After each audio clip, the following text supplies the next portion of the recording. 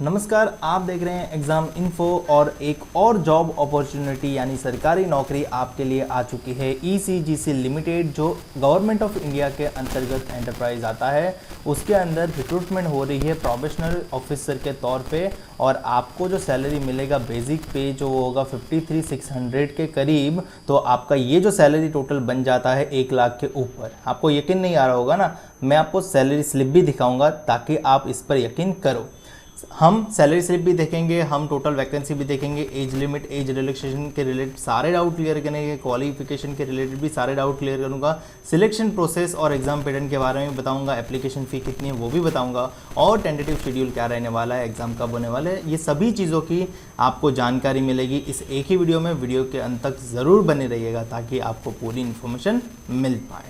तो सबसे पहले आपको मैं सैलरी स्लिप ही दिखा देता हूं। तो अगर आप देख पाओगे तो यहाँ पे ECGC है और यहाँ पे प्रोबेशनरी ऑफिसर डेजिग्नेशन भी मेंशन है और यहाँ पे बेसिक पे भी आपका 32,795 मेंशन है। अगर आप कुल मिलाकर देखोगे तो आपकी टोटल अर्निंग बन रही है 1,08,229 और रिडक्शन हटा के आप घर पे ले जा रहे हो 99,090 रुपीज़।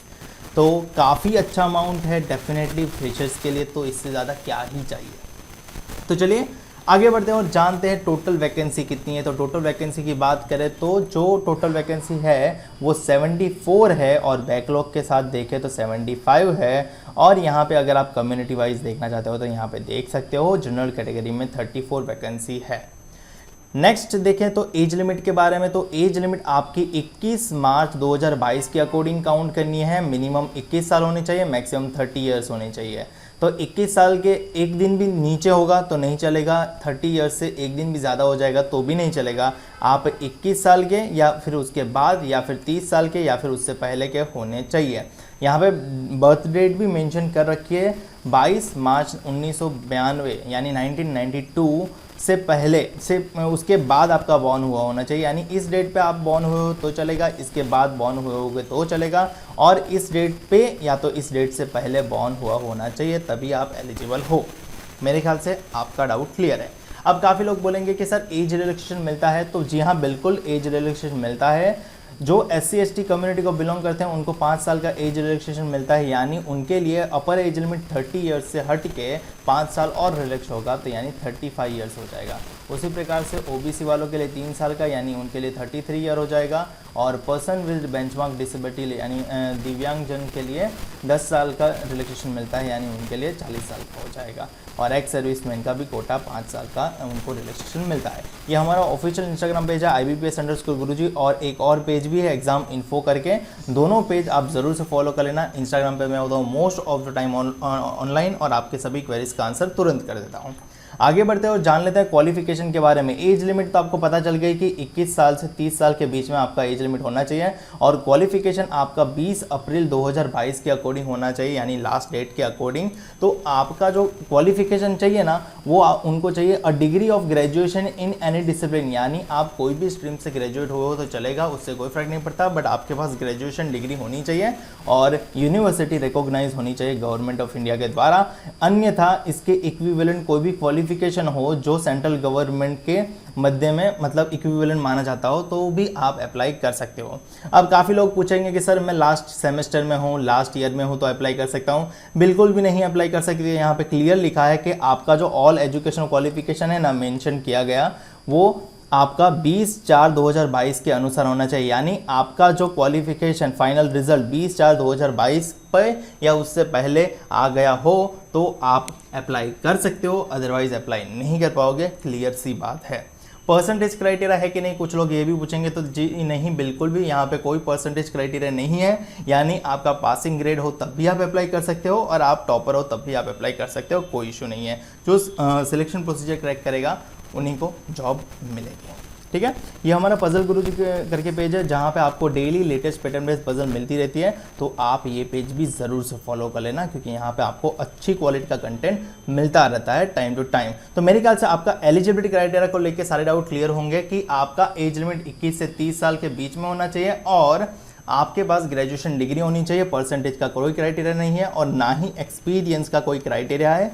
आप मिनिमम आपका पास कोई भी एक्सपीरियंस यानी आप फ्रेशर हो तब भी आप अप्लाई कर सकते हो। अब कुछ लोग बोलेंगे सर मैं एग्जाम में अपीयर हो चुका हूँ, बस रिजल्ट का वेट कर रहा हूँ। सीधी सी बात है, रिजल्ट अगर आपका रिजल्ट 20 अप्रैल 2022 से पहले आ जाए तो आप अप्लाई कर सकते हो, अदरवाइज नहीं। बैकलॉग 80 कुछ भी हो, अगर वो 20/4/2022 से पहले क्लियर हो जाए और फाइनल रिजल्ट आ जाए तो आप अप्लाई कर सकते हो, अदरवाइज नहीं कर सकते हो। ठीक है, चलिए आगे जान लेते हैं सिलेक्शन प्रोसीजर के बारे में। सिलेक्शन प्रोसीजर 2 फेज़ में है, शॉर्ट एंड सोबर है। फर्स्ट फेज़ ऑनलाइन एग्जामिनेशन आपकी ली जाएगी और दूसरे फेज़ में आपका इंटरव्यू लिया जाएगा। डेफिनेटली ऑफिसर की पोस्ट है तो इंटरव्यू रहेगा ही रहेगा। यहाँ पे आप एग्जाम पैटर्न देख सकते हो कि आपको जो ऑनलाइन एग्जाम रहेगी वो 2 पार्ट में रहेगी। फर्स्ट पार्ट होगा आपका MCQ मल्टीपल चॉइस क्वेश्चन और सेकंड पार्ट होगा आपका डिस्क्रिप्टिव, जहाँ पे आपको इंग्लिश लैंग्वेज पे टाइप करना रहेगा। और MCQ में बात करें तो reasoning ability 50 question 50 mark, 40 minute का समय पर्टिकुलर सेक्शन के लिए, यानी आपको 40 मिनट ही मिलेंगे रीजनिंग के क्वेश्चन बनाने के लिए, यानी रीजनिंग के 50 क्वेश्चन बनाने के लिए आपको केवल 40 मिनट मिलेंगे। ठीक है, अब यहाँ पे भी काफ़ी लोग डाउट करते हैं कि सर मेरे 50 क्वेश्चन अगर मैं 30 मिनट में बना दूँ तो 10 मिनट कहीं और यूज़ कर सकता हूँ, तो नहीं यूज़ कर सकते। आपके लिए ये 40 मिनट फिक्स चलेगा। आप उससे पहले कंप्लीट कर लोगे तो आपको बैठे रहना पड़ेगा और कंप्लीट नहीं हो पाएगा तो सेक्शन ऑटो सबमिट हो जाएगा और नेक्स्ट सेक्शन की और मूव ऑन कर लोगे आप। English language 40 question 40 marks, 30 minute का समय। Computer knowledge 20 question 20 marks, 10 minute का समय। General awareness 40 question 40 marks, 20 minute का समय। कंप्यूटर एप्टीट्यूड यानी quantitative aptitude 50 question 50 marks, 40 minute का समय। कुल मिलाकर देखोगे तो 200 क्वेश्चन 200 मार्क और 140 मिनट का समय कहने के लिए, परंतु वो सेक्शन वाइज डिस्ट्रीब्यूटेड रहेगा। ये जैसे ही खत्म होगा उसके बाद आपका डिस्क्रिप्टिव पेपर आएगा, ऐसे राइटिंग करना रहेगा और प्रेसी राइटिंग रहेगा। ऐसे में आपको 2 टॉपिक मिलेंगे, उसमें से आप किसी एक पर लिखोगे। प्रेसी में भी आपको 2 टॉपिक मिलेंगे, उसमें से आप किसी एक पर लिखोगे। मार्क्स 20-20 ईच रहेगा, यानी टोटल 40 मार्क्स का पेपर बनेगा और आपको टाइम भी टोटल 40 मिनट दिया जाएगा। यानी आपको टाइम बाउंडिंग नहीं है कि ऐसे इतने 20 मिनट में ख़त्म कर देना है। आपको टोटल 40 मिनट मिलेगा, 40 मिनट के अंदर आपको ये दोनों टॉपिक कंप्लीट करने हैं। ठीक है, अब काफ़ी लोग पूछेंगे जो इसके लिए कॉमन सवाल, सर एग्ज़ाम ऑनलाइन होगा या ऑफलाइन होगा? बिल्कुल ऑनलाइन होगा, ऑफलाइन नहीं होगा। सर पेपर ऑब्जेक्टिव रहेगा या फिर डिस्क्रिप्टिव रहेगा या फिर दोनों रहेगा? सीधी सी बात है, पेपर ऑब्जेक्टिव भी है और आधा पोर्शन डिस्क्रिप्टिव भी है, तो दोनों रहेगा। सेक्शनल टाइमिंग है, बिल्कुल है, मैंने आपको यहाँ पे डिस्प्ले कर दिया है। नेगेटिव मार्किंग है, बिल्कुल है। नेगेटिव मार्किंग सिर्फ MCQ वाले क्वेश्चन पे लगेगा और वो 1/4 लगेगा आपका नेगेटिव मार्किंग, यानी आप एक क्वेश्चन गलत करोगे तो आपका 0.25 नेगेटिव हो जाएगा। सेक्शनल कट ऑफ रहेगा, जी हाँ बिल्कुल सेक्शनल कट ऑफ है, यानी आपको रीजनिंग एबिलिटी में मिनिमम कट ऑफ मेंटेन करना है, इंग्लिश का मिनिमम कट ऑफ मेंटेन करना है, कंप्यूटर का, जनरल अवेयरनेस का, क्वांटिटेटिव सबका मिनिमम कट ऑफ जो एग्जाम के बाद डिसाइड होगा। एग्जाम से पहले डिसाइड नहीं होगा, तो एग्जाम के बाद कट ऑफ डिसाइड होता है। जो मिनिमम कट ऑफ होगा वो भी क्वालिफाई करना है और साथ ही साथ ओवरऑल कट ऑफ जो 200 में से बनेगा वो भी क्वालिफाई करना है। अब एक चीज़ याद रखना, जो मार्क्स के है डिस्क्रिप्टिव पेपर के वो काउंट नहीं होंगे फाइनल मेरिट में, परंतु ये चीज़ ध्यान रखना कि आपका डिस्क्रिप्टिव तभी चेक किया जाएगा जब आप ऑब्जेक्टिव टाइप की टेस्ट को क्लियर करोगे और जो एडिक्वेट कट ऑफ होगा वो क्लियर करोगे, तभी आपका डिस्क्रिप्टिव पेपर चेक किया जाएगा। क्लियर है? चलिए, मेरे ख्याल से उम्मीद है कि आपके सारे डाउट क्लियर हो गए होंगे। फिर भी कोई डाउट छूट जाता है तो आप मुझे कमेंट सेक्शन में कमेंट करके पूछ सकते हो, मैं आपका डाउट क्लियर करने की कोशिश पूरी करूँगा।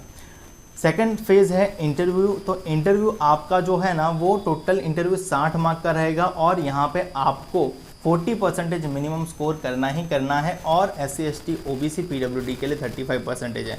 इसका मतलब ये नहीं कि आप सिलेक्ट हो गए हो, आपको 40% से आप इंटरव्यू में पास हो गए हो, बट आपका फाइनल जो मेरिट होगा वो 80-20 के प्रोपोर्शन में बनेगा, यानी 80 जो होगा वो आपका यानी ऑनलाइन एग्जाम का स्कोर होगा और 20% आपका इंटरव्यू का स्कोर होगा, यानी इंटरव्यू के 60 मार्क में से जो भी मार्क आए होंगे वो कन्वर्ट होंगे 20% में और आपके 200 में से जो मार्क आए होंगे वो कन्वर्ट होंगे 80% में और फाइनल मेरिट अराइव्ड होगा 100 में से, जहाँ पे आपका सिलेक्शन होगा। ठीक है, तो उसका जो कट ऑफ अलग से बनेगा तब आपको वो भी क्वालिफाई करना है। ठीक है, मुझे उम्मीद है कि आपको यहाँ तक क्लियर हो गया होगा। आगे बढ़ते हैं, एप्लीकेशन फ़ी के बारे में जान लेते हैं। जी हाँ, अगर इतनी सारी 1 लाख सैलरी लेनी है तो फॉर्म भरने के लिए कुछ फ़ी तो देनी पड़ेगी। देखो, फॉर्म भरने के लिए आपके पास 21 मार्च से लेके 20 अप्रैल तक का ही समय है, तो आपको इसके बिटवीन ही फॉर्म भरना है, तो फ़ी भी उसके बिटवीन ही भरनी है। फ़ी ऑनलाइन ही भरी जाएगी। 175 रुपये फ़ी है SC ST PWD कैंडिडेट के लिए और बाकी सभी कैंडिडेट के लिए 850 रुपया है ये टोटल फ़ी। ठीक है, चलिए आगे जानते हैं और टेंटेटिव शेड्यूल क्या है, यानी एग्ज़ाम कब होगा। तो देखो रजिस्ट्रेशन के लिए बोला गया है 21 मार्च से लेके 20 अप्रैल 2022 तक रजिस्ट्रेशन चलेगा।